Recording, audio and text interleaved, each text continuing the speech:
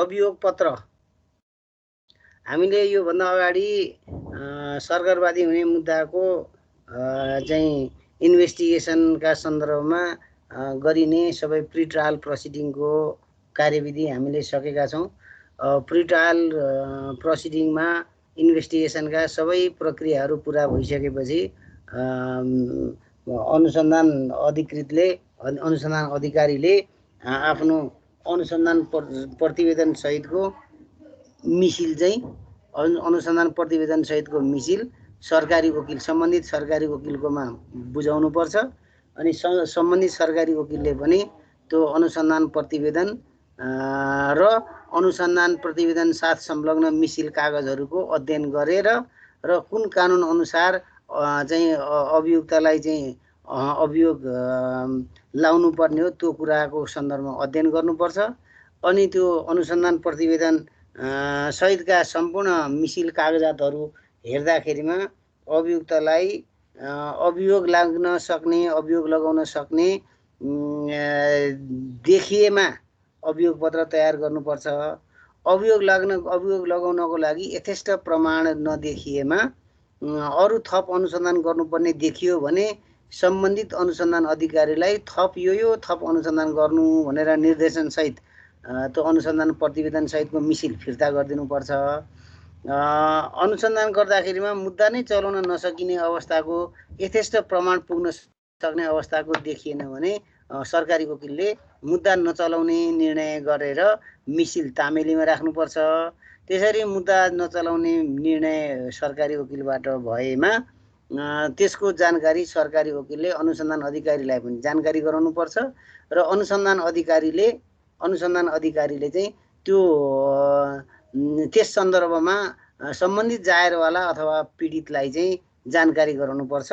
किन जानकारी गराउनुपर्छ भन्दा यदि चाहिँ उनीहरूले चाहिँ अर्को यो फौजदारी कार्यविधि संहिताको अनुसूची 4 मा उल्लेख भए बमोजिमको व्यक्तिवादी फौजदारी मुद्दा चलाउन चाहन्छन् भने उनीहरूलाई त्यो सन्दर्भमा जानकारी गराउनुपर्छ। सरकारवादी भएर मुद्दा चलाउन सकिएन, यथेष्ट प्रमाण पुगेन, यदि तिमीहरूको चाहिँ हानि नोक्सानी क्षतिपूर्ति यस्तो क्लेम बिगो क्लेम गर्नुपर्ने छ भनेदेखि चाहिँ यो फौजदारी कार्यविधि संहिताको चाहिँ अनुसूची 4 बमोजिम चाहिँ मुद्दा चलाउने भए चलाउन सक्छौ भनेर चाहिँ त्यो जानकारी दिनुपर्छ। अब त्यो जानकारी पाएपछि यदि चाहिँ उनीहरूले पीडित पक्षले चाह्यो भने व्यक्तिवादी मुद्दा चलाउन सक्छ। अब यसरी चाहिँ अनुसन्धानबाट चाहिँ अभियोग दायर गर्न सकिने अभियोग पत्र दायर गरेर अभियुक्त उप मुद्दा चलाउन सकिने चाहिँ यथेष्ट प्रमाण देखियो अनुसन्धान प्रतिवेदन र सोसँग संलग्न मिसिल कागजबाट भने चाहिँ त्यस्तो अवस्थामा सरकारी वकिलले मुद्दा चलाउने निर्णय गरेर अभियोग पत्र तयार गर्नुपर्छ। अब अभियोग पत्र अब यस्तो फौजदारी कार्यविधि संहिताको दफा 31 बमोजिम चाहिँ अनुसन्धान अधिकृतले यसरी अनुसन्धानको काम पूरा भएपछि अनुसन्धान प्रतिवेदन सहितको मिसिल सरकारी वकिल कार्यालयमा पठाएपछि सरकारी वकिलले त्यस्तो मिसिल प्राप्त भएपछि मिसिलको अध्ययन गरेर अनुसन्धानका क्रममा सङ्कलित सबुत प्रमाणहरूको मूल्याङ्कन गरेर चाहिँ यसरी चाहिँ निर्णय गर्ने सन्दर्भमा संहिताको दफा 31 मा चाहिँ यो कुरा उल्लेखित छ। अब यसरी मिसिल अध्ययन गर्दाखेरिमा सबुत प्रमाणबाट मुद्दा चल्न सक्ने पर्याप्त प्रमाण देखियो भने यो मुलुकी देवानी कार्यविधि संहिताको अनुसूची 1 र 2 अन्तर्गतको मुद्दा भएदेखि सम्बन्धित सरकारी वकिलले फौजदारी कार्यविधि संहिताको अनुसूची 20 को ढाँचामा चाहिँ अब यी उल्लेखित कुराहरू खोलेर चाहिँ अभियोग पत्र तयार गर्नुपर्छ। 20 को ढाँचामा अनुसूची 20 को ढाँचामा तयार गर्ने फौजदारी कार्यविधि संहिताको अनुसूची 20 को ढाँचामा चाहिँ अभियोग पत्र तयार गर्नुपर्छ र त्यो त्यसरी तयार गरिने अभियोग पत्रमा के कुरा खुलेको हुनुपर्छ, के कुरा उल्लेख हुनुपर्छ त भन्दाखेरिमा पहिलो कुरो अभियुक्तको पुरा नाम, थर ठेगाना, हुलिया, उमेर, पेशा, व्यवसाय यो कुरा उल्लेख गर्नुपर्छ। त्यसपछि दोस्रो भनेको अभियुक्तको बाबुआमा वा पति पत्नीको नाम उल्लेख गर्नुपर्छ। तेस्रो अर्को भनेको चाहिँ अभियुक्त बसोबास गरेको गाउँपालिका अथवा नगरपालिका के हो त्यो अनि वडा नम्बर अनि टोल भए टोल नम्बर ब्लक नम्बर समेत भए ब्लक नम्बर यो सबै चाहिँ उल्लेख गर्नुपर्छ। अनि अभियुक्तको वास्तविक पहिचान हुने विवरण उसको निजको फोटो नागरिकताको प्रमाणपत्र अथवा राहदानी सवारी चालक इजाजत पत्र अथवा निजको वास्तविक परिचय खुल्ने अरू कुनै कागजातहरूको प्रतिलिपिहरू संलग्न गर्नुपर्छ। अनि अभियुक्तको भएसम्म दुवै हातका चोरी औँलाको छाप लगाउनुपर्छ। अनि अभियुक्तको घरमा डेरा गरी अभियुक्तको आफ्नो घर नभएर अभियुक्त चाहिँ अरू कसैको घरमा डेरा गरी बसेको रहेछ भने त्यो घर धनीको नाम थर ठेगाना सहितको विवरण पनि अभियोग पत्रमा खुलाउनुपर्छ। अनि कसुरसँग सम्बन्धित सूचनाको ब्यौरा त्यसमा उल्लेख गर्नुपर्छ। कसुर सम्बन्धी अनि विवरण के हो कसुर सम्बन्धी विवरण पनि उल्लेख गर्नुपर्छ। अनि अभियुक्तले कसुर गरेको कुरा प्रमाणित गर्ने दोषी प्रमाणहरूको विवरण के छ त्यो पनि खुलाउनुपर्छ। अनि अभियुक्त उप लगाइएको अभियोग र त्यसको आधार के हो त्यो आधार पनि खुलाउनु के अभियोग लगाएको हो र त्यो अभियोग लगाउने आधार के हो त्यो कुरा खुलाउनुपर्छ। अनि प्रयोग हुनुपर्ने सम्बन्धित कानुन र त्यसको कारण के हो के कुन कानुन लगाउनु पर्ने अभियोग कुन कानुन बमोजिम अभियोग लगाउनु पर्ने हो र त्यसरी त्यो कानुनलाई प्रयोग गरेर अभियोग लगाउनु पर्ने कारण के हो त्यो पनि खुलाउनुपर्छ। अनि अभियुक्तलाई हुनुपर्ने सजायको माग कति हो त्यो माग सजायको माग पनि त्यसमा चाहिँ प्रष्टसँग माग दाबी र त्यसको कारण पनि उल्लेख गरेको हुनुपर्छ। अनि कसुरबाट क्षति पुगेको व्यक्तिलाई क्षतिपूर्ति भराइदिनु पर्ने भएदेखि त्यस्तो क्षतिपूर्तिको रकम पनि कति हो त्यो पनि खुलाउनुपर्छ। अनि कसुरको प्रकृतिसँग सम्बन्धित अन्य आवश्यक कुनै कुराहरू छन् भने त्यसको विवरण पनि अभियोग पत्र तयारी गरेर अदालतमा पेश गर्दाखेरिमा त्यो कुरा पनि खुलाउनुपर्छ र यी सबै कुराहरू चाहिँ खुलाएर अभियोग पत्र तयार गरेर अदालतमा पेश गर्नुपर्छ र त्यस्तो कसुरका सम्बन्धमा सङ्कलन गरिएका सबुत प्रमाणहरू दोषी अथवा घटनासँग सम्बन्धित चिजवस्तु र अनि अभियुक्त पक्राउ परेर प्रहरी हिरासतमा रहेको छ भने चाहिँ त्यो अभियुक्तलाई पनि अभियोग पत्रका साथ अदालत समक्ष पेश गर्नुपर्छ।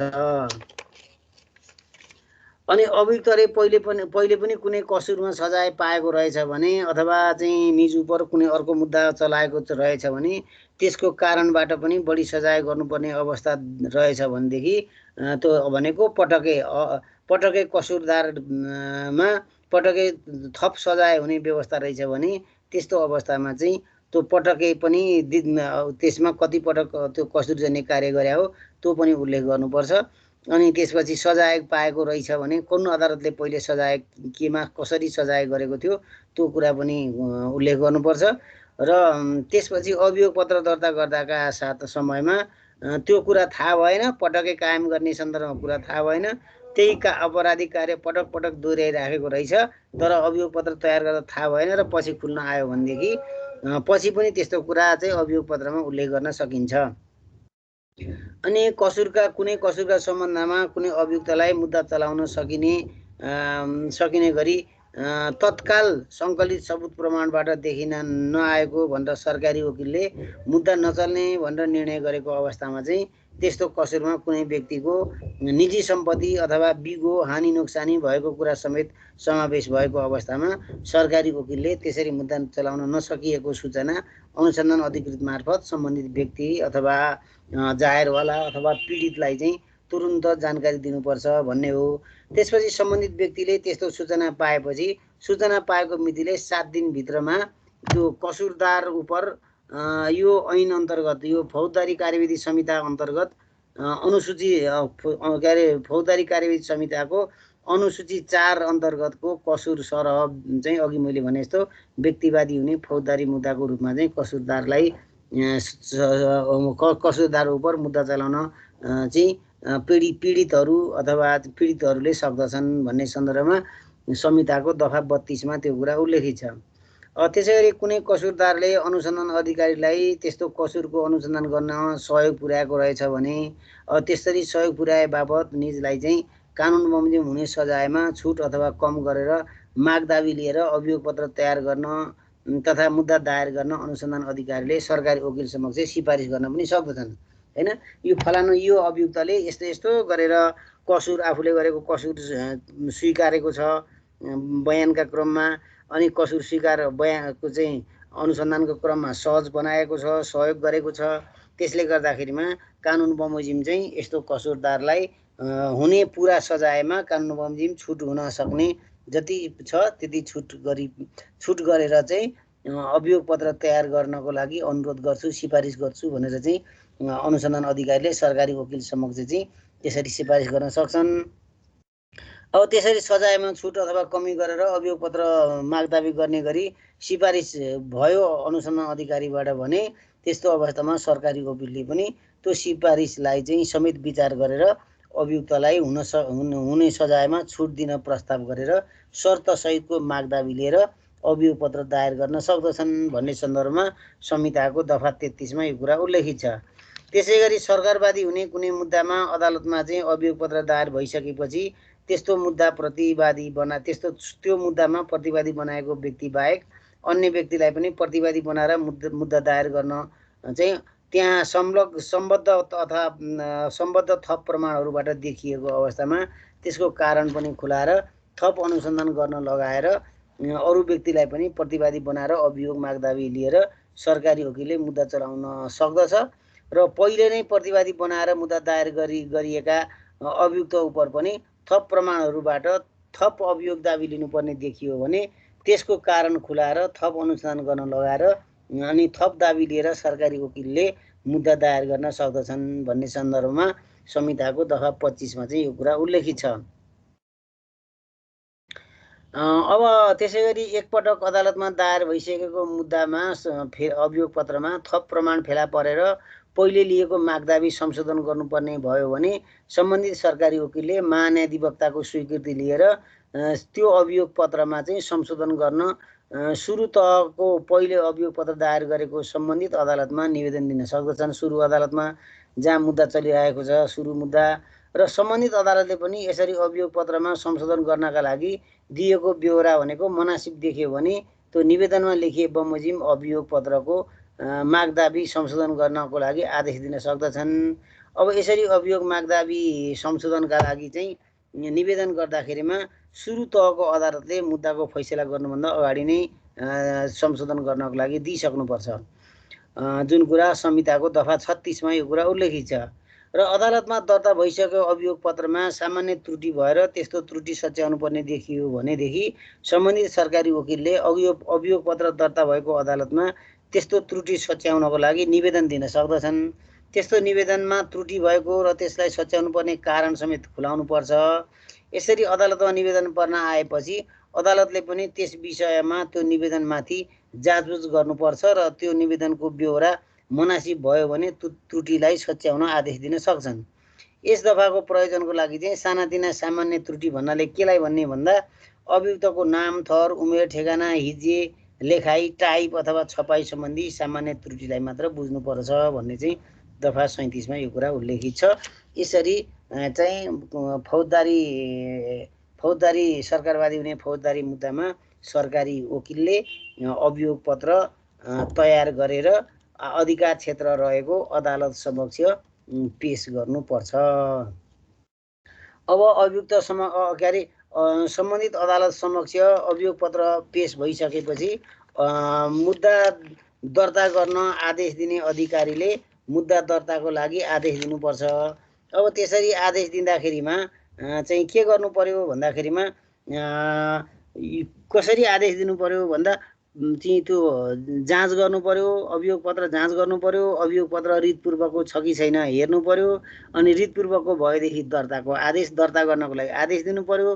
दर्ताको आदेश दिँदाखेरिमा प्रस्तुत फिराद अभियोग पत्र फौजदारी दायरीमा दर्ता गरी अभियुक्तलाई बयानका लागि पेश गर्नु भनेर चाहिँ आदेश लेख्नु पर्यो। त्यति भएपछि चाहिँ फिराद अभियोग पत्र दर्ता भएपछि अनि अभियोग पत्र साथ अभियुक्तलाई पनि अदालतमा पेश गरेको भएमा चाहिँ अनि सम्बन्धित इजलासमा चाहिँ अभियुक्तको बयान हुन्छ।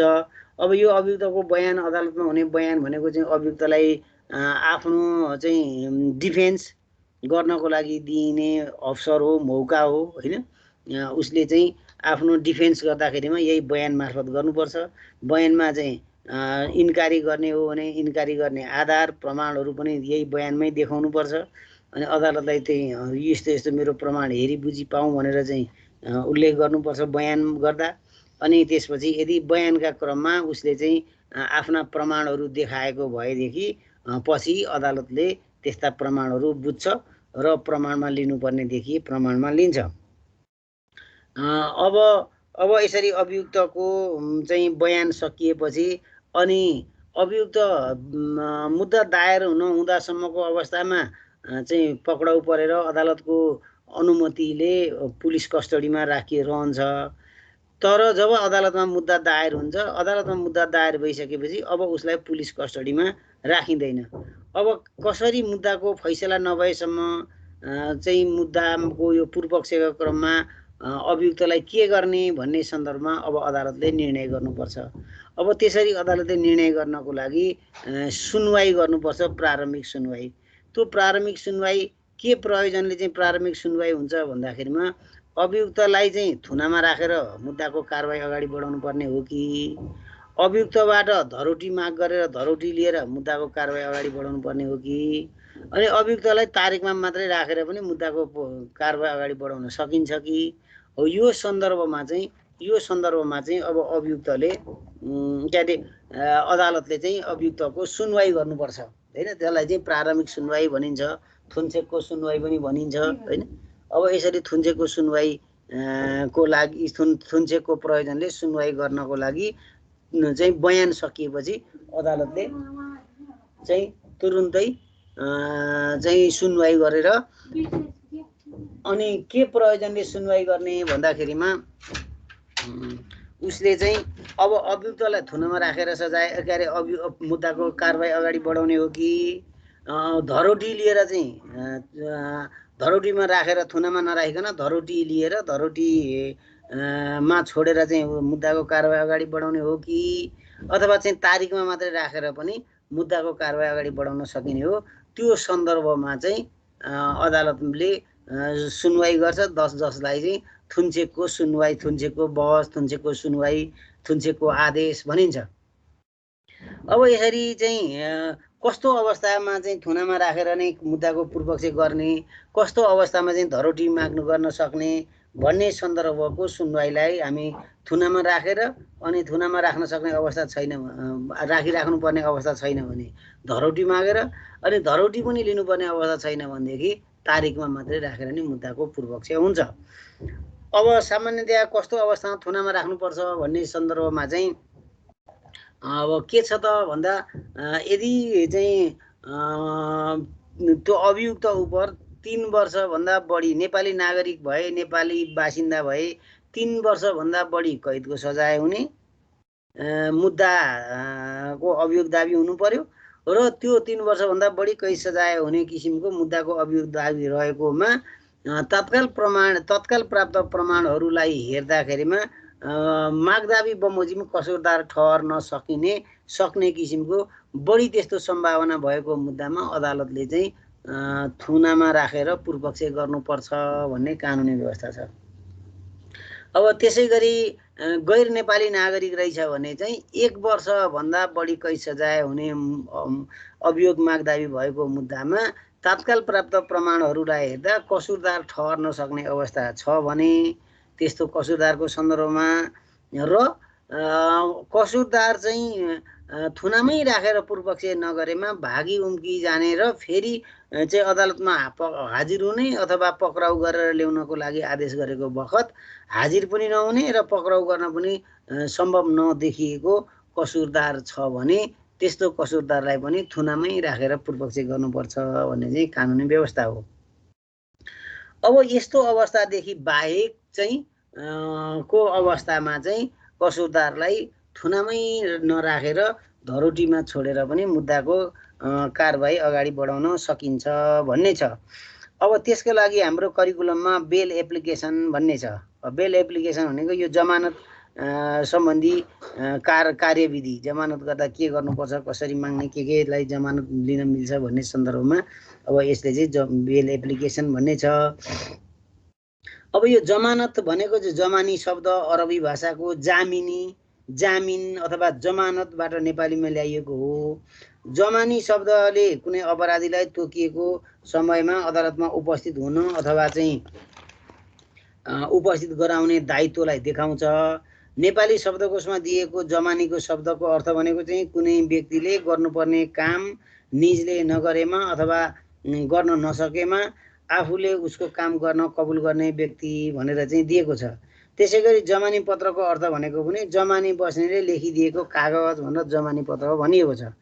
अब कानुनी शब्दकोश अनुसार चाहिँ देवानी दायित्वमा ऋण चुक्ता गर्ने दायित्व पुरा गर्ने दिशातर्फ बढी सुरक्षा भएको अथवा कारणले चाहिँ नपत्याएमा पत्यार पार्न दिइने विश्वास भनेर चाहिँ उल्लेख गरिएको छ। अब फौजदारी मुद्दामा चाहिँ प्रतिवादीलाई अदालत अथवा अधिकारीले चाहेका बेला हाजिर गराउने भनेर दिएको जमानत भनेर चाहिँ भनिएको छ। अब यो जमानी भनेको चाहिँ अङ्ग्रेजी शब्द बेलले चाहिँ धरोटी अथवा जमानत भन्नेलाई बुझाउँछ। अङ्ग्रेजी शब्द बेल र यस शब्दको अर्थ भनेको सामान्य डिक्सनरीमा बन्दीको हाजिरीका लागि दिइने प्रतिभूति भनेको छ। प्रतिभूति भनेको सेक्युरिटी फर प्रिजनर्स एपिरियन्स भनेर चाहिँ अर्थ दिएको छ। धरोटी अथवा चाहिँ जमानतको चाहिँ मौलिक तात्पर्य भनेको तोकिएको समय र स्थानमा बन्दीको उपस्थितिका लागि सुनिश्चितता दिनु हो। अब यो फौजदारी अभियोगमा कानुनी हिरासतमा रहेको व्यक्तिलाई एउटा छुटकारा दिलाउन पनि जमानत बेल दिइन्छ। अब यसरी बेलमा छुटेको अवस्थालाई पनि कानुनका नजरमा चाहिँ हिरासतमा नै रहेको भन्ने मानिन्छ। अब बेल शब्दको अर्थ परिभाषा विभिन्न विद्वानहरूले आफ्नै किसिमले पनि गरेको पाइन्छ। तथापि सबैको अर्थ तथा परिभाषा भनेको चाहिँ यसको शब्दको अर्थ वास्तवमा पक्राउ परेको अथवा थुनामा परेको व्यक्तिलाई कुनै निश्चित समय अथवा स्थानमा उपस्थित गराउन दिइने सुनिश्चितता हो भन्ने बुझ्न सकिन्छ। अब फौजदारी कार्यविधि संहिताको दफा 67 मा उल्लेख भए अनुसार कुनै व्यक्तिले जन्म कैदको सजाय हुन सक्ने अथवा 3 वर्षभन्दा बढी कैद सजाय हुन सक्ने र त्यस्तो कसुरको उद्योग गरेको, कसैलाई दुरुत्सान गरेको अथवा अपराधिक षड्यन्त्र गरेको अथवा त्यस्तो कसुरमा चाहिँ मतियार भएको त्यस्तो अभियोग लागेको अभियुक्तले चाहिँ तत्काल प्राप्त प्रमाणबाट कसुरदार देखिने भयो भनेदेखि अथवा कसुरदार हो भन्ने विश्वास गर्ने कुनै पनि मुनासिब आधार देखिएको अवस्थामा चाहिँ अदालतमा त्यस्तो अभियुक्तलाई थुनमा राखेर पूर्वपक्ष गर्न सक्ने र कैद सजाय हुन सक्ने अभियोगमा अभियुक्तले आफूमाथि लगाएको अभियोगलाई अदालत समक्ष स्वीकार गरेको अवस्थामा पनि चाहिँ थुनामा राखेर पूर्वपक्ष गर्नुपर्छ भन्ने हो। अनि नेपालमा स्थायी बसोबास नभएको व्यक्तिले 1 वर्ष अथवा सोभन्दा बढी सजाय हुन सक्ने कसुर गरेको भनेर अभियोग लागेर निजलाई थुनामा नराखेमा चाहिँ ऊ चाहिँ भाग्न सक्छ, पछि पक्राउ गर्न सकिँदैन भन्ने अवस्था छ भने अथवा अदालतबाट पक्राउ पूर्जी जारी भएर म्यादभित्र अभियुक्त अदालतमा हाजिर हुन नआएका कारणले अब त्यस्तोलाई चाहिँ निजलाई चाहिँ त्यस्तो अभियुक्तलाई पक्राउ नै गरेर ल्याउनु परेको अवस्थामा चाहिँ अब त्यस्तो कसुरदारलाई उजुरी साथ अदालतमा उपस्थित हुन नसकेको कुराको सन्तोषजनक कारण देखाउन नसकेको समेतको अवस्थाको र अभियोग लाग्नुभन्दा 3 वर्षको अवधिभित्र अरू कुनै कसुरको अभियोगमा त्यस्तो अभियुक्तले कैद सजाय पाउने ठहर भएको अवस्थाको अभियुक्तलाई अदालतले मुद्दाको पूर्वपक्षी गर्दाखेरिमा थुनामा नै राखेर पूर्वपक्ष गर्नुपर्छ भन्ने छ। तर 10 वर्षभन्दा बढी कैदको सजाय हुन सक्ने कसुरमा बाहेक अभियुक्त चाहिँ बालबालिका अथवा चाहिँ शारीरिक अथवा मानसिक रोग लागेर अशक्त भएको छ अथवा 7 महिनाभन्दा बढीकी गर्भवती महिला छिन् अथवा 75 वर्षभन्दा माथिको वृद्ध अवस्थाको अभियुक्त छ भने त्यस्तो अवस्थामा चाहिँ अदालतले त्यस्तो अभियुक्तलाई थुनामा राखेर पूर्वपक्ष गर्ने आदेश नगरेर धरोटी अथवा जमानत लिएर मुद्दाको पूर्वपक्ष गर्ने आदेश गर्न सक्दछ। अब यसरी चाहिँ जमानी भन्नाले जमानी 3 किसिमका हुन्छ भन्ने चाहिँ मानिन्छ। 3 किसिमका भनेको चाहिँ हाजिर जमानी हुन्छ एउटा, हैन। हाजिर जमानी भनेको मुद्दाको पक्ष रहेको व्यक्ति भाग्न सक्ने, हैन, अभियुक्त भाग्न सक्ने आशंकाले त्यस्तो अभियुक्तलाई त्यत्तिकै छाड्न अदालतले इन्कार गरेर अब उसलाई मात्रै त्यो अभियुक्तलाई मात्रै अदालतले आदेश गरेका बखत अदालतले आदेश गरेका स्थानमा उपस्थित हुन्छ भन्ने विश्वास गर्न सक्ने भएन भने त्यस्तो अवस्थामा अदालतले अर्को पत्याएको व्यक्तिले चाहिँ अब त्यो त्यो अभियुक्तलाई अदालतले खोजेको समयमा उपस्थित गराउने र त्यसो गर्न नसकेमा चाहिँ त्यो व्यक्तिले तिर्नु बुझाउनु पर्ने अथवा भोग्नु पर्ने सबै परिणाम चाहिँ कानुन बमोजिम भोग्न तथा सहन तयार छु भनेर चाहिँ कागज गरेर कारवाहीलाई जिम्मा लिने व्यक्तिलाई चाहिँ हाजिर जमानी भनेर भनिन्छ। अर्को भनेको जेठा जमानी पनि छ। सम्पत्ति नै जमानतको रूपमा राखेर कारवाही छुट्ने कार्यलाई चाहिँ जेठा जमानी भनिन्छ। यस्तो जमानीमा कुनै व्यक्तिलाई मात्र पत्याएर कारवाहीलाई निजको जिम्मामा नछाडेर सम्पत्ति नै जमानतको रूपमा चाहिँ राख्नुपर्छ। साथै तिर्नु बुझाउनु पर्ने दायित्व भएको व्यक्तिले नतिरेमा नबुझाएमा जमानीमा रहेको सम्पत्तिबाट नै त्यसबाट तिर्नु बुझाउनु पर्ने अथवा असुल उपर गरी लिनुपर्ने हुन्छ। यस्तो जमानत दिँदाको समयमा नै जमानीले व्यक्तिले पछि आफूले लिनुपर्ने कुरा असुल उपर हुन सक्छ कि सक्दैन भन्ने कुराको पनि आकलन गर्नुपर्छ अदालतले। र यस्तो जमानी चल अचल सम्पत्ति अथवा नगदको पनि हुन सक्छ। अब फौजदारी मुद्दामा कानुन बमोजिम सजाय हुन सक्ने अधिकतम हदलाई आधार बनाएर अदालतले यस्तो जेठा जमानी माग गर्न सक्छ। अब यस्तो जमानीलाई चाहिँ धरोटी पनि भनिन्छ। हामीले सामान्यतया अदालतमा जमानी लिएको भन्दा पनि धरोटी मागेको, धरोटीमा छुटेको, धरोटीमा छाडेको जे होस् त्यो भन्ने गरिन्छ। अब त्यसपछि अर्को भनेको धन जमानी पनि हुन्छ। अड्डा अदालतले तोकेको धरोटी तिर्न बुझाउनु पर्ने दण्ड, जरिमाना, बिगो आदिका बापतको रकम सम्बन्धित कारवाहीले नतिरेमा नबुझाएमा म तिर्नेछु बुझाउनेछु भनेर शर्त गरेर कबुल गर्ने अथवा जमानी बस्नेलाई चाहिँ यस किसिमको जमानी भनिन्छ। अब गम्भीर प्रकृतिका कसुरहरूमा अथवा 10 वर्षभन्दा बढी सजाय हुन सक्ने अवस्थाका मुद्दामा बाहेक अभियुक्त चाहिँ बालबालिका अथवा शारीरिक अथवा मानसिक रोगका लागि अशक्त भएको अवस्था छ अथवा 7 महिनाभन्दा बढीकी गर्भवती महिला छन् अथवा 75 वर्षभन्दा माथिको उमेरका पुगेका व्यक्तिहरू अभियुक्त छन् भने त्यस्तो अवस्थामा अभियुक्तहरूलाई अदालतले धरोटी अथवा जमानतमा छोड्न सक्ने भन्ने व्यवस्था चाहिँ फौजदारी कार्यविधि संहिताको दफा 67 को उपदफा 3 मा रहेको छ। अब त्यसै गरी थुनामा नै राखेर पूर्वपक्ष गर्नुपर्ने अवस्थामा बाहेक कुनै अभियुक्त उप चाहिँ त्यो अभियोग प्रमाणित हुन सक्ने मनासिब आधार देखिएमा पनि अदालतले त्यस्ता अभियुक्तहरूबाट धरोटी जमानत अथवा बैंक जमानत लिएर छाड्न सक्छ। अब यसरी कुनै अभियुक्तले बैंक जमानत दिन चाहेमा त्यस्तो बैंक जमानत चाहिँ बिना शर्तको हुनुपर्छ र अदालतले तोके बमोजिमको अवधि अध्यावधिक हुन सक्ने किसिमको भने हुनुपर्छ। र अदालतले धरोटी तथा जमानतमा छोड्ने गरी आदेश गरेको अभियुक्तले चाहिँ अदालतबाट तोके बमोजिम धरोटी तथा जमानत दिन सकेन भने त्यो जमानत अदालतले तोके बमोजिमको धरोटी दिन नसकेसम्म चाहिँ उसलाई चाहिँ थुनामा नै राख्नुपर्छ भन्ने सम्बन्धमा दफा 68 मा चाहिँ उल्लेखित छ। देवानी कार्यविधि संहिताको दफा 68 मा। अब यो मुद्दामा अभियुक्तबाट लिएको धरोटी पछि अपर्याप्त भयो हैन थोरै भयो भनेदेखि अदालतले त्यस्तो अभियुक्तबाट थप धरोटी जमानत वा बैंक जमानत माग्न सक्छ। अब यसरी थप धरोटी जमानत अथवा बैंक जमानत मागेको समयमा दिन नसक्ने अभियुक्तलाई चाहिँ अदालतले थुनामा नै राख्न सक्ने व्यवस्था दफा 70 मा छ। धरोटी जमानत अथवा बैंक जमानतको रकम तोक्ने आधार चाहिँ के त कसरी तोक्ने कति धरोटी माग्ने अदालतले के आधारमा माग्ने भन्दाखेरिमा मूल कुरो चाहिँ न्यायाधीशले चाहिँ आफ्नो एकदम मनले ब्रह्मले देखेको आधारमा धरोटी माग्नुपर्छ। तर यसरी धरोटी माग्दाखेरिमा चाहिँ न्यायाधीशले यति माग्नुपर्छ भनेर रकम किटानी हुँदैन। न्यायाधीशले चाहिँ न्यायोचित रूपमा चाहिँ धरोटी माग्नुपर्छ। तर पनि के कुरा हेर्नुपर्छ त भन्दाखेरिमा संहिताको दफा 72 बमोजिम चाहिँ के कुरा चाहिँ लाई ध्यान दिनुपर्छ भन्दा कसुरको प्रकृति के हो र त्यसको गम्भीर्यता कति छ त्यो कुरालाई नै हेर्नुपर्छ।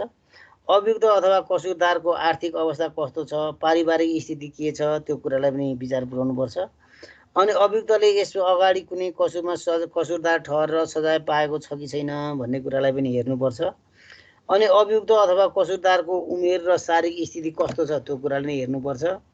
अनि अभियुक्तले एउटै वारदातमा विभिन्न कसुर गरेको नगरेको के छ त्यो कुरालाई नै हेर्नुपर्छ। एउटै वारदात तर विभिन्न कसुर हैन कर्तव्य ज्यान र ढाका हैन अब यसरी जोडिएका कसुरहरू छन् कि छैन त्यसलाई पनि हेर्नुपर्छ। अब कसुरदारलाई भएको अथवा हुन सक्ने कसुरदार भनेको अभियुक्तलाई भएको अथवा हुन सक्ने सजाय र उसले चाहिँ बिहोर्नु पर्ने क्षतिपूर्ति कति छ त्यो कुरालाई हेर्नुपर्छ। अनि त्यसपछि चाहिँ त्यस्तो अभियुक्तबाट सिर्जित परिणाम के हो त्यो कुरालाई नै हेर्नुपर्छ। अनि कसुरमा अभियुक्त साबिती भएको छ कि छैन त्यस्तो अवस्थालाई पनि हेर्नुपर्छ। असहाय अथवा अशक्त व्यक्ति अथवा गर्भवती अथवा दुधे बालक बालिका भएकी महिला अभियुक्त भएको अवस्थामा चाहिँ त्यस्तो सम्बन्धमा यसरी कुनै अभियुक्तसँग धरोटी जमानत अथवा बैंक जमानत मागेको कुरामा घटी अथवा बढी भयो भने कारण देखाएर मुद्दाको कुनै पक्षले मुद्दाको कुनै पक्षले निवेदन दिएको अवस्थामा पुनरावेदन सुन्ने अदालतले चाहिँ त्यस्तो निवेदनमाथि सुनवाई गरेर सो धरोटी जमानत अथवा बैंक जमानत रकमलाई थपघट गर्न पनि सक्छ, परिवर्तन गरिदिन पनि सक्छ। अब मुद्दाको पूर्वपक्षका लागि भएको थुन्सेको आदेश अथवा तोकिएको धरोटी जमानत तथा बैंक जमानत सम्बन्धी अदालतले गरेको आदेशमा चित्त नबुझ्ने व्यक्तिले चाहिँ एक तहसम्म पुनरावेदन सुन्ने अदालतमा निवेदन गर्न सक्दछ। जुन निवेदन चाहिँ पहिलेको मुलुकी ऐनको समयमा मुलुकी फौजदारी र कार्यविधि फौजदारी र देवानी दुईटै कार्यविधि एउटै कानुनले व्यवस्था गरेको हुँदाखेरिमा अदालती बन्दोबस्तको 17 नम्बरमा त्यो कुरा उल्लेखित थियो। अब अहिलेको सन्दर्भमा चाहिँ फौजदारी मुद्दामा यसरी चाहिँ इन्टरलोकेटरी अर्डरमा चित्त बुझेन भनेदेखि मुद्दाको चित्त नबुझाउने पक्षले चाहिँ फौजदारी कार्यविधि संहिताको दफा 73 बमोजिम चाहिँ पुनरावेदन सुन्ने अदालतमा निवेदन गर्न सक्ने व्यवस्था छ। अब यसरी चाहिँ निवेदन गर्नको लागि कस्तो अवस्थामा भन्दा मुद्दामा पूर्वपक्षका लागि भएको थुन्सेको आदेश अथवा तोकिएको धरोटी जमानत बैंक जमानत सम्बन्धी अदालतले गरेको आदेशमा चित्त नबुझ्ने व्यक्तिले चाहिँ एक तहसम्म पुनरावेदन सुन्ने अदालतमा निवेदन गर्न सक्छ। तर जन्मकैद अथवा 5 वर्ष अथवा सोभन्दा बढी कैद सजाय हुन सक्ने कसुरमा भएको चाहिँ थुन्सेकको आदेश चाहिँ बेरितको छ भने बेरितको भएको अवस्थामा चाहिँ त्यस्तो अवस्थामा अर्को एक तह अदालतसम्म पनि निवेदन गर्न सकिन्छ। भनेको जिल्ला अदालतले चाहिँ 10 वर्षभन्दा बढी कैद सजाय हुने मुद्दामा थुनमा राख्ने गरी आदेश दिएको रहेछ भने त्यस्तो अवस्थामा चाहिँ उच्च अदालत प्लस सर्वोच्च अदालतसम्म पनि चाहिँ यो निवेदन लिएर जान सकिने व्यवस्था चाहिँ दफा 73 मा उल्लेखित छ। अब मुद्दाको पूर्वपक्षका क्रममा अदालतमा चाहिँ मुद्दाको कारबाही जुनसुकै अवस्थामा पुगेको भए पनि प्रमाण बुझ्दै जाँदाखेरिमा अभियुक्तलाई थुनामा धरोटीमा अथवा जमानतमा अथवा बैंक जमानतमा राख्ने गरी अदालतले आदेश गर्न सक्छ। सुरुमा पूर्वपक्षका लागि अभियुक्तलाई थुनामा नराखेको अथवा निजसँग धरोटी जमानत अथवा बैंक जमानत पनि नमागेको तर पछि सुनवाई तथा प्रमाण बुझ्दै जाँदाखेरिमा त्यस्तो अभियुक्तलाई थुनामा नै राखेर पूर्वपक्ष गर्नुपर्ने अथवा धरोटी जमानत अथवा बैंक जमानत मागेर अदालतले बैंक जमानत माग्नुपर्ने अवस्था देख्यो भने अदालतले आदेश गर्न सक्छ। अब त्यसै गरी सुरुमा थुनामा राखी पूर्वपक्ष गर्ने गरी आदेश भएको मुद्दामा पछि अभियुक्त चाहिँ कसुरदार होइन भन्ने प्रमाणित हुन सक्ने मुनासिब आधार देखियो भने त्यस्तो अवस्थामा मुद्दाको कारबाही जुनसुकै तहमा पुगेको भए पनि त्यस्तो अभियुक्तलाई थुनाबाट छोड्न अदालतले आदेश दिन सक्छ भन्ने सन्दर्भमा फौजदारी कार्यविधि संहिताको दफा 71 मा उल्लेखित छ। अब अदालतले अभियुक्तबाट धरोटी जमानत अथवा बैंक जमानत लिँदाखेरिमा फौजदारी कार्यविधि संहिताको अनुसूची 29 मा उल्लेखित ढाँचामा त्यो जमानत जेठा जमानी मतलब कुनै अचल सम्पत्ति जमानी दिने व्यक्तिको दफा यो फौजदारी कार्यविधि संहिताको अनुसूची 29 मा उल्लेखित ढाँचामा कागज पनि गराउनुपर्छ। अब यो फौजदारी कार्यविधि संहिता बमोजिम धरोटी जमानत तथा बैंक जमानत लिन अदालतले चाहिँ रकमको अङ्क तोकेर सो अङ्क बराबर मूल्याङ्कन गराएर जमानत तथा धरोटी लिनुपर्छ भन्ने हो। अब त्यसै गरी जमानत दिँदाखेरिमा जमानत दिने पर्ने व्यक्तिले पनि आफ्नो सम्पत्ति जमानतमा दिएको भएदेखि उसलाई चाहिँ अदालतले तोकेको समय र स्थानमा उपस्थित नभएमा मेरो यो सम्पत्ति धरोटी अथवा जमानतमा रहेको सम्पत्ति तथा अन्य कुनै सम्पत्तिबाट मैले ममा सिर्जना भएको दायित्व असुल उपर गरिलिनु भन्ने चाहिँ शर्त राखेर देवानी कार्यविधि संहिताको अनुसूची 30 बमोजिममा उल्लेखित 30 बमोजिमको ढाँचामा कागज पनि गराउनुपर्छ। अब त्यसै गरी धरोटी अथवा जमानत दिने व्यक्तिले आफ्नो सम्पत्ति धरोटी अथवा जमानतमा नदिई अरू कसैको सम्पत्ति धरोटी तथा जमानतमा दिएको रहेछ भने दिन लागेको भएमा त्यसरी आफ्नो सम्पत्ति धरोटी अथवा जमानतमा दिने व्यक्तिलाई अदालतले तोकेको समय र स्थानमा निजलाई उपस्थित नगराएमा जमानतमा रहेको रकम अथवा सम्पत्तिबाट मेरो अन्य कुनै सम्पत्तिबाट असुल पर गरिलिएमा मेरो मन्जुरी छ भन्ने बेहोराको कागज गराउनुपर्छ। त्यो शर्तसहित लेखेर धरोटी तथा जमानत दिने व्यक्तिलाई कागज गराउनुपर्छ। यस्तो कागज भनेको चाहिँ फौजदारी कार्यविधि संहिताको अनुसूची 31मा उल्लेखित ढाँचामा यस्तो कागज गराउनुपर्छ। त्यसै गरी जमानतमा दिएको सम्पत्तिको मूल्य पछि कुनै कारणले घट्न गएछ भने सम्पत्ति जमानत दिने व्यक्तिले अदालतले घटेको मूल्य बराबरको सम्पत्ति थप धरोटी माग गर्न पनि सक्छ र त्यसरी अदालतले धरोटी थप मागेका समयमा सम्बन्धित व्यक्तिले पनि धरोटी थप गरिदिनुपर्छ भन्ने कुरा संहिताको दफा 74 मा उल्लेखित छ। अब अदालतको आदेश अनुसार राखिएको धरोटी अथवा जमानत रकम तथा सम्पत्ति सो धरोटी अथवा जमानतमा छुटेको व्यक्तिलाई अदालतले तोकेको तारिकमा चाहिँ उपस्थित भएन भने अब निजले राखेको त्यस्तो सम्पत्ति धरोटी रकम जफत हुन्छ।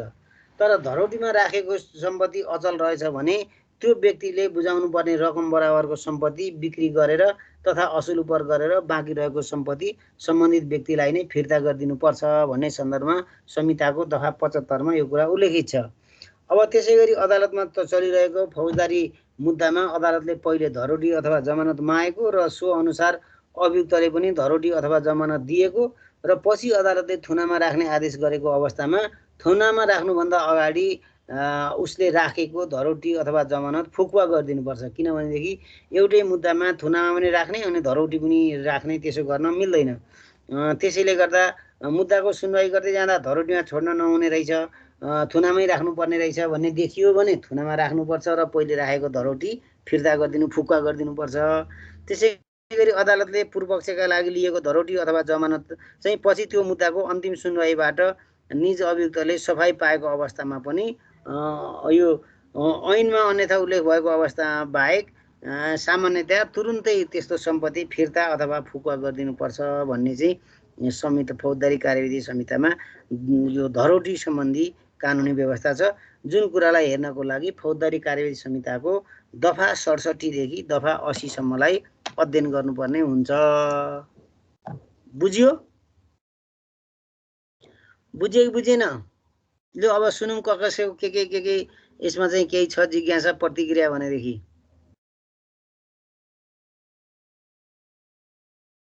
के छ? केही छ कसैको प्रतिक्रिया जिज्ञासा, बुझ्नुपर्ने क्वेसन, सोध्नुपर्ने क्वेसनहरू केही छन्? प्रश्नहरू के हो? अघि नै चाहिँ मैले सर अलि अगाडि हजुरले भनेको कुरा जान्छु है, यो सरकारी वकिलले चाहिँ मुद्दा संशोधनको लागि संशोधन गर्न सक्छ आफूले दायर गरेको मुद्दा, पछि केही थप केही प्रमाण भेट्यो भने संशोधन गरी पुनः गर्न सक्छ।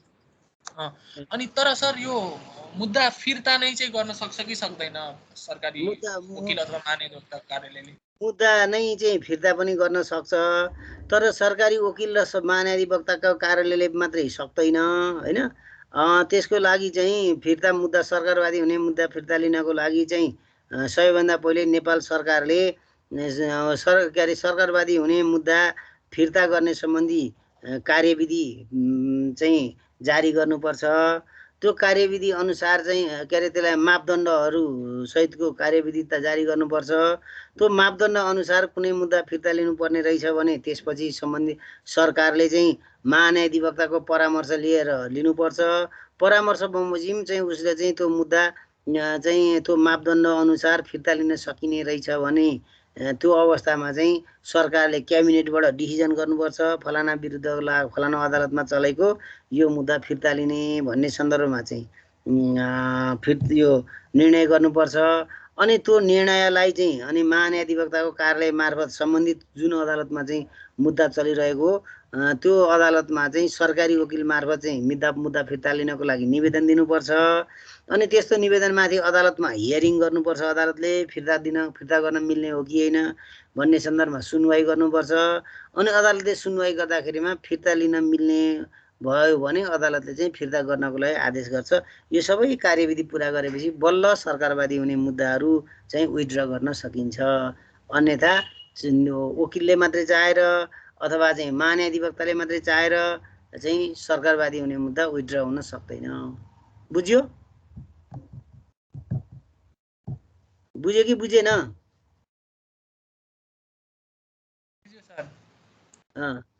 ल अब अरु केही कसैलाई लागेको अरु केही छ?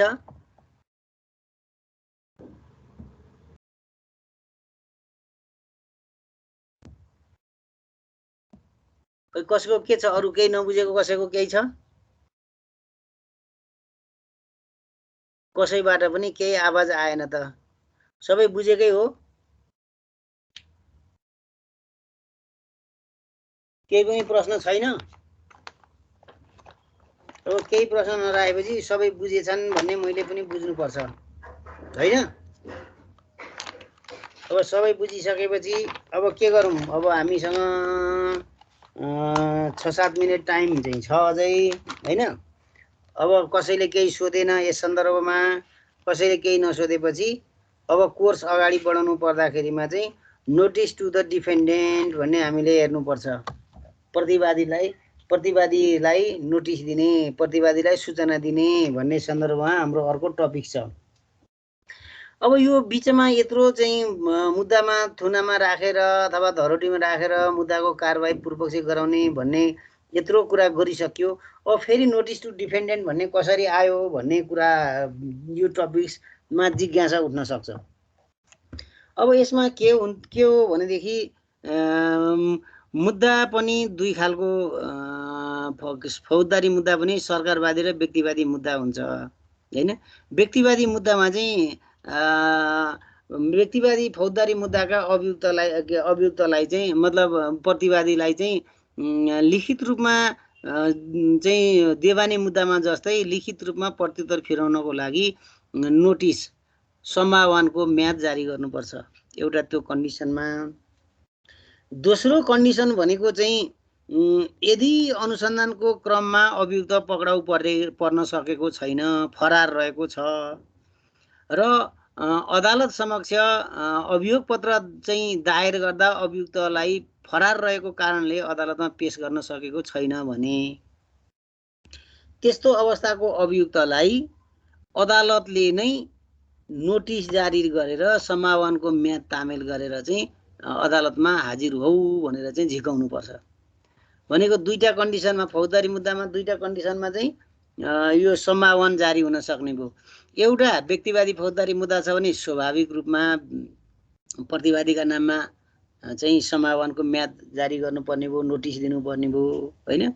दोस्रो भनेको चाहिँ यदि अभियुक्त चाहिँ इन्भेस्टिगेसनका क्रममा पक्राउ नपरेर फरार रहेको कारणले प्रहरी र सरकारी वकिलले अभियोग पत्रको साथमा अभियुक्तलाई अदालतमा पेश गर्न सकेको छैन भने त्यस्तो फरार अभियुक्तको नाममा चाहिँ नोटिस जारी गर्नुपर्छ हैन? त्यस्तो प्रतिवादीलाई चाहिँ अदालतले नोटिसै जारी गरेर चाहिँ अदालतमा झिकाउनु पर्छ।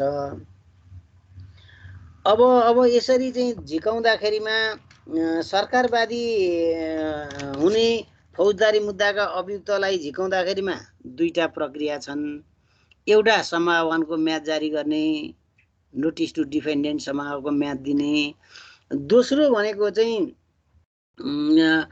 यो वारेन्ट नोटिस जारी गर्ने, पक्राउ पूर्जी जारी गर्ने। यी दुईटा प्रक्रिया छन् सरकारवादी हुने फौजदारी मुद्दामा।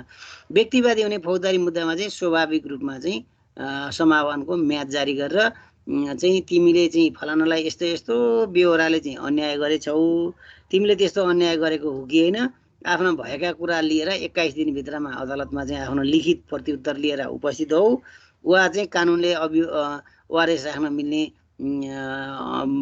मुद्दामा आफ्नो ओआरएस मुकरर गरी पठाऊ भनेर चाहिँ समावानको म्याद जारी गर्ने हो। अब यस्तो अवस्थामा चाहिँ व्यक्तिवादी मुद्दामा स्वाभाविक रूपमा उसले चाहिँ प्रत्युत्तर फिराउन सक्ने भयो, लिखित प्रत्युत्तर। र लिखित प्रत्युत्तर फिराएपछि अब कोर्ट प्रोसिडिङमा उसका दुवै पक्षका प्रमाण हेर्ने, प्रमाण बुझ्ने, प्रमाणको परीक्षण गर्ने, अनि दुईटै पक्षको हियरिङ पेशी तोकेर सुनवाई गर्ने, अनि सुनवाई गरेपछि फैसला गर्ने एउटा कार्यविधि हुने भयो।